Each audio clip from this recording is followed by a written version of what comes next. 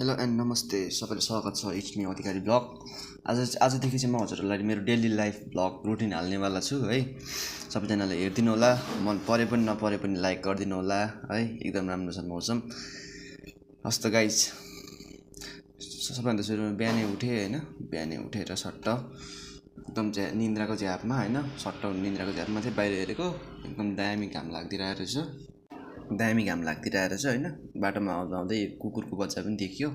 हाम्रो रुमको यतापट्टि अब बाहिर रुममा स्टोर रुममा ब्याएको छ कि दामी ब्याएको छ। गाई चाहियो भने भन्नु, सम्पर्क गर्न मलाई, म कुकुरको बच्चा यसो हजुरहरूलाई गरिदिन्छु। अनि के छ र के हुनु र त्यही त हो नि। अब सट्ट ब्रस हान्नु पऱ्यो होइन। हल्का ब्रस हानिदिएँ, अन्त ब्रस पनि सकिन आँटेको रहेछ। कचाकच